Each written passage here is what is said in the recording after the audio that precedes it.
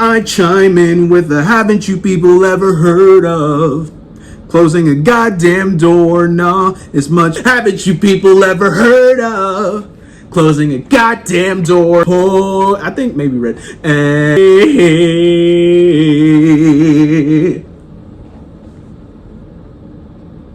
Again. So, what's happening, folks? I'm the Methodical AAA, and yeah. It hasn't necessarily been a while, but it's been crazy, hasn't it? Apparently Eternals is getting shat on. I can understand why people don't care for Eternals, but to shit on it like that? I seen Eternals get killed right over there, you know? They beat him up, stomped him, shot the dude, stomped Eternals again, and then I seen him take a dump on the dude. I swear to God, man, they actually like shot a deuce on this nigga, man. You know what I'm saying? They shot on the Eternals, man. And I started thinking to myself, man, what did Eternals do to make them niggas that mad? Maybe it's a case of the prevailing idea is that Eternals is bad, so people go into Eternals and whatever flaws the film may have, which there are flaws in this film, they're exacerbated to the point where people who already figured it was going to be bad, they're like, oh nah, yeah, totally, that was stupid, that was trash, this film is the worst in the MCU. I don't want to say people like that are stupid, but they're easy to manipulate. I'm not trying to be like, oh, like Kanye, like, oh yeah, I'm a free thinker. But no, seriously, I prefer coming to my own conclusions. Full disclosure, I was not looking forward to Eternals, not even because I heard people saying it was bad. Trailers didn't really do anything for me, and to be honest, I'm kind of getting burned out with MCU films. Just like oversaturation of a good thing. Jesus. It's too much. It's too much. Never thought I'd say that, but it's too much. And yeah, I was just kind of somewhat indifferent towards the MCU at that point. And even now, even after watching Eternals, and I watched Eternals kind of indifferent as to what was going to happen. And lo and behold, I thought Eternals was fine. It was fine. The film has flaws, but I don't think it's terrible. If a gripe that you have with the film is that it's more artsy than previous MCU films, then yeah, it is more artsy. And if that's not necessarily your thing, all right. But I do have some issues, which I'm going to go into right now. Thena, who's played by Angelina Jolie, she suffers from mad weary, which I guess is this film's way of showing a mental instability or mental illness of some kind. Because, you know, the film has to divvy up attention between 10 characters at the very least. This never really is expanded upon. Someone suggests, hey, maybe Arishem messed up or something when he tried to reset your memory, which is why you remember all this. They did Gilgamesh dirty, by the way. I love Gilgamesh. He was great. But they did Gilgamesh dirty. By the way, like when he dies, Thena comes back apparently. He's like, oh, I remember everything. And you know, she's able to give, you know, pep talks to Cersei. It's funny, every time I say Cersei, I think of... Which is funny considering this film has Game of Thrones characters, but that's besides the point. When Thena fights the deviant that killed Gilgamesh, apparently she goes into mad weary. I guess that's supposed to be a point like, oh yeah, she's in mad weary now. She's totally gonna kill this deviant. This is the deviant that killed Gilgamesh. She was going to kill this deviant regardless.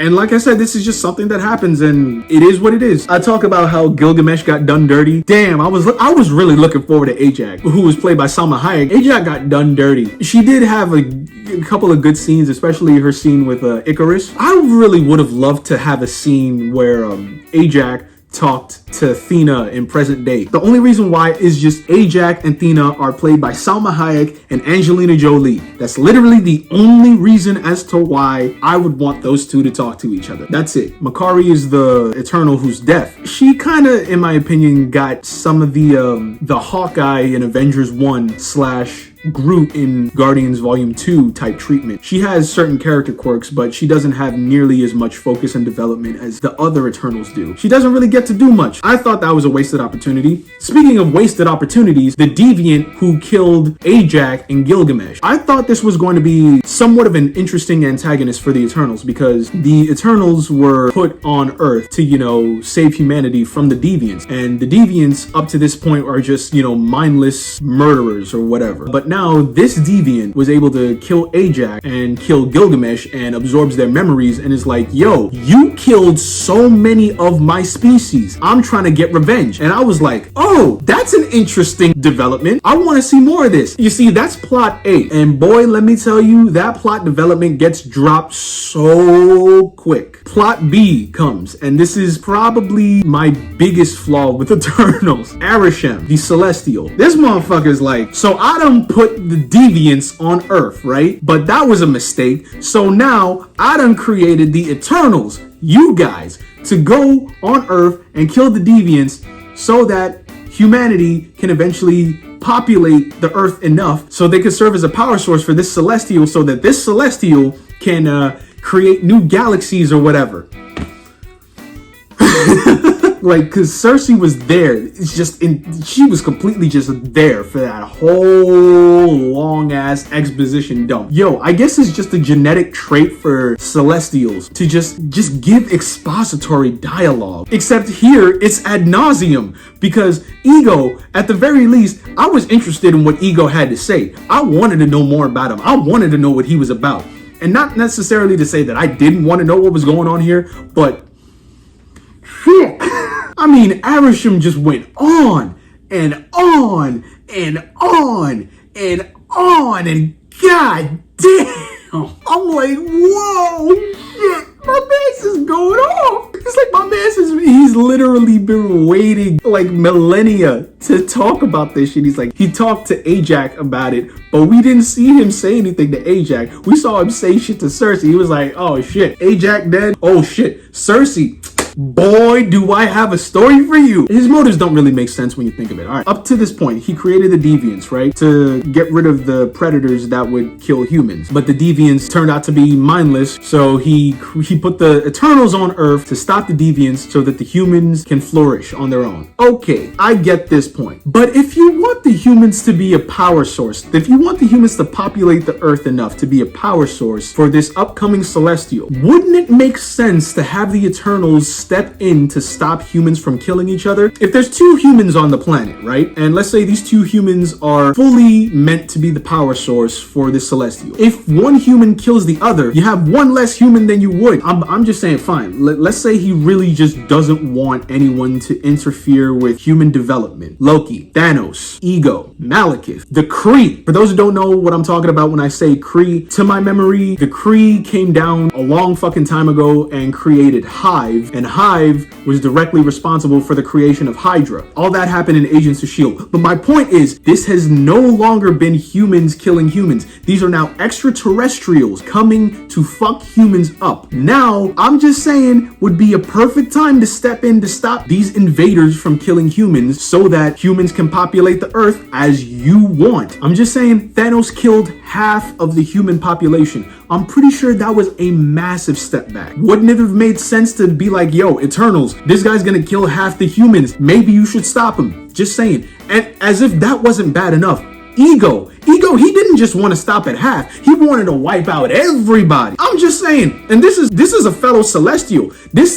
Ego doesn't know any other Celestials apparently, so I can't necessarily say that this is your boy, but this is one of your fellow Celestials about to ruin your plans, bro. Maybe, just maybe, you should stop him. But yeah, those are pretty much my flaws. What is it I actually like about Eternals? The Eternals themselves. One thing Guardians Volume 2 has taught me is that even if the plot isn't necessarily that interesting, if the characters themselves are interesting, I see this as an absolute win. Any of the Eternals, I would seriously, I would watch a film with any one of them. Not necessarily a superhero film, but I would watch them just, chilling their day-to-day lives. I gotta amend this statement real quick, because I was going to say I would watch Cersei, but not with Icarus, all right? Cersei and Icarus, I personally don't give two shits about. Those are like the two main Eternals.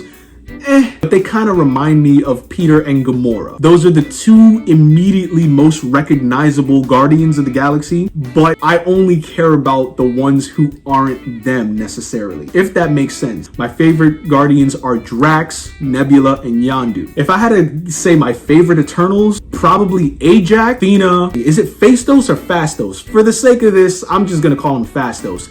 Kingo's fucking hilarious. And my boy, they did him so dirty, but still my boy Gilgamesh. Gilgamesh he's just a cool cat. And it's funny because the Gilgamesh that I'm familiar with was a piece of shit. My point is, I would watch a film with any one of them, but not necessarily Cersei and Icarus. They're just like, the boring love story, which it only got interesting in the third act when it turned out Icarus was a bad guy. Well, or at least not necessarily a bad guy. He was someone who was following his programming, so to speak, and that put him at odds with his love. That's always relatively interesting. So yeah, that's fine. I would prefer to watch a film with Cersei and Dane Whitman, who's I guess supposed to be the Black Knight eventually. Not necessarily a full feature-length film. I'd watch a 20-minute short film with them. Because Ajax really didn't get much to do, I would love a film of her just tending to her farm or whatever. I would love that, taking care of her horse. I would like that. I would like a comedy drama of Fastos and his husband raising their kid. There's two things is funny with that. One, there's the first on-screen gay kiss, not in the MCU, because that was already done in Jessica Jones. Is Jessica Jones even in the MCU anymore? It's whatever. MCU, Jessica Jones has been doing this shit long before any of these cats was talking about it. But my point is the first on-screen gay kiss in MCU film history. I heard that, this was going to happen, right? And I was waiting for this scene to hopefully take place in a pivotal moment where, there's a bunch of exposition flying around where there would be literally no way to cut this kiss without losing the story. Because I know the international, the overseas market, they ain't gonna fuck with this gay kiss. I know it. But it was just a scene that happened. He and his husband kissed, and I was like, that's getting cut from the international release. I know it. It reminded me of the kiss in The Rise of Skywalker. Not because it was bad or anything, but it reminded me of the kiss in The Rise of Skywalker between that lady and that other lady. I don't know their names.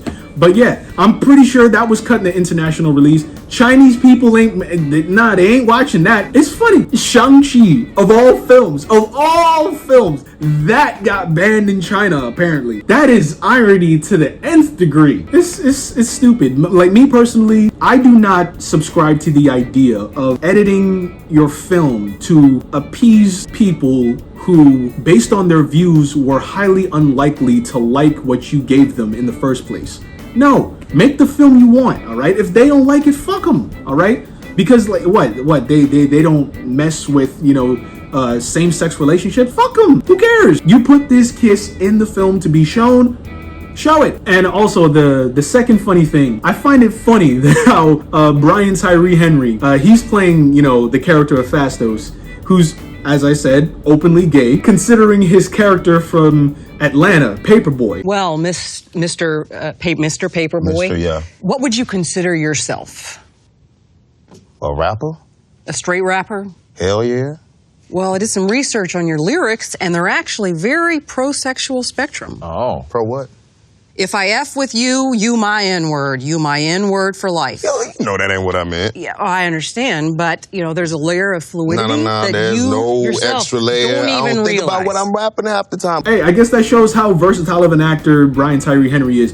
And that's good because I really like Brian Tyree Henry. I'm glad he's getting more projects. Good for him. In addition to that, Sprite. I did not expect to like Sprite as much as I did. She's not one of my favorites, but I understand where she's coming from. I mean, she has serious existential angst about the fact that she literally cannot grow up. And it's messed up because I'm pretty sure back in ancient Greek times, she probably didn't have that big of an issue finding someone to take an interest in her. I'm not saying it's right, but those were the times, and that's what they did. She's in love with Icarus, so there's that. But yeah, and I actually really felt for her. She did the Loki trick on a guy who she was talking to at a bar, but she looks like a kid. Unless that dude is into some fucked up shit, it's not gonna fly. And the revelation that Arishem was the one who created them. And she's like, yo, why did he make me like this? I can't grow up. I can't find anybody. And it's just, I really felt for her in that instant. I guess because Cersei has the powers, whenever she turned her human. So she has an opportunity to grow old and die. And hey, sprites live long enough. But yeah, I would watch a film with Sprite, trying to navigate her way through life as someone who is perpetually stuck at this age. I wouldn't really watch a movie with Icarus. First off, he just seems boring, and second, it's fucked up. But I'm glad Icarus died at the end. I mean, Icarus flew straight into the sun, and I just got that reference. I'm personally fine with that because I know for a fact they were considering a redemption arc for Icarus, and I'm like, I do not want to see it. I've seen enough. I do not want any more. I'm done. There's time travel. They could bring him back if they really want, but unless they got something really interesting planned. I'm glad he died. I would really like to see a story of Kingo trying to either reconcile or separate his eternal self from his movie star self. That would be inherently interesting, and Kumail Nanjiani, he knocked it out the park. He's great. He's great. Also, with Kingo, it's funny because Kingo, like, he straight up just dips from the final battle. He's straight up like, yo, I don't agree with this, but I'm not willing to hurt either one of you over it. And like, we've been conditioned to expect Kingo to pull an M'Baku or a Han Solo and come, like right at the nick of time, be like, yeah, I changed my mind. I'm here to help the good guy. But nah, he straight up just leaves. I don't know. For me, the idea that, these guys are eternals, they literally are eternal. They've lived around each other for countless years. They know each other. I really understand the sentiment that Kingo's like, yo, even if none of you guys are on the same page right now, even if Icarus is like, yo, we can't do this. I love all of you guys, and I do not want to hurt either one of you, even Icarus. I don't know, for some reason that just clicked in my brain. Maybe because of the idea that this film is supposed to be more artsy. That was an interesting choice that was made in the film that I was surprisingly okay with. But most of all, the film that I would want to see concerning these characters, just Gilgamesh and Thena. Gilgamesh is like, yo, I'm with you to the end, Thena.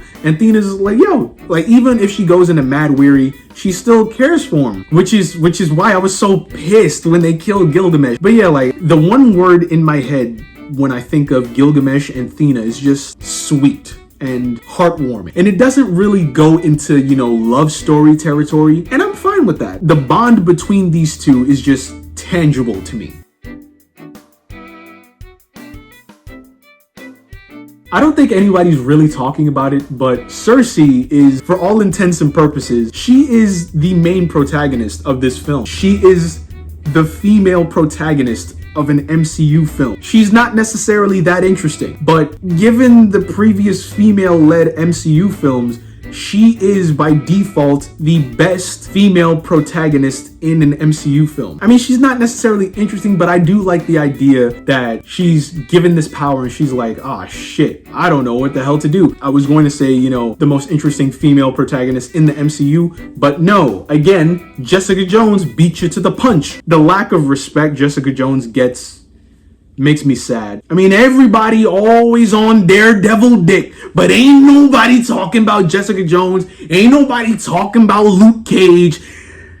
It's fine if you don't talk about Iron Fist. These two, Jessica Jones and Luke Cage, they deserve so much more respect. But that's neither here nor there. Talking about Eternals. That's essentially how I feel about Eternals. Probably because I was indifferent towards the idea of Eternals going in, but at the same time I was able to keep an open mind. That's probably why I was able to walk away from this film liking it. Hence, I'm not really buying into the mob mentality of saying Eternals is shit or trash. I mean, if you came to your own conclusion saying that Eternals is bad, well, that's your opinion. But if you're just subscribing to what everyone else is saying, oh, Eternals is bad, I'm like, shut the fuck up and think for yourself. Jesus Christ. Perfect example. It's like the cats who were saying when Robert Pattinson was cast as Batman. It's like, oh, he's gonna be the worst Batman, Like, the trailer came out, not even the movie, the trailer came out, and now everybody's saying, oh, Robert Pattinson, he's the best Batman, he's number one, he's my favorite Batman. And I'm like, the ones saying Robert Pattinson is going to be bad, and all of you guys who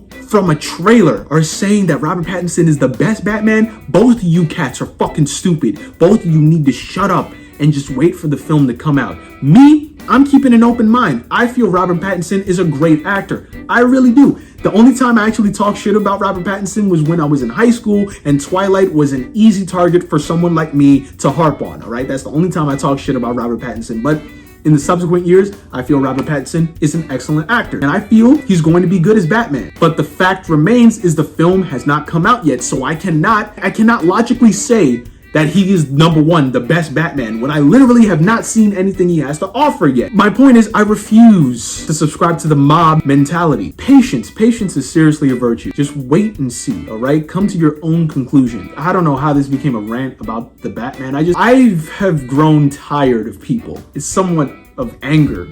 Whereas someone like me who makes an effort to wait and see, people like me do not dominate the arguments, all right? It's always the ones who always say the dumbest shit, as in, this thing's going to 100% suck, or this thing's going to be 100% great. There's no one like me who actually sits and waits is actually like the loudest one in the room, all right? And that's, to be honest, I'm fine with that, but like, it's like our opinions don't really matter, because it's like mob mentality is all encompassing. It's like peer pressure to subscribe to the loudest beliefs, regardless of whether you actually subscribe to said beliefs or not. I don't know. You know me, I ramble. But I guess that's just a long-winded way of saying I enjoyed Eternals for what it is. I like the characters. The plot is not necessarily my cup of tea, but I didn't come away from this film hating it. I encourage anyone who sees this video to not even, just give Eternals, an open mind. Just anything in life, just think for yourself. Anyway, I'm the Methodical AAA, and my neckline has been plunging this whole video. I'm the Methodical AAA, and peace.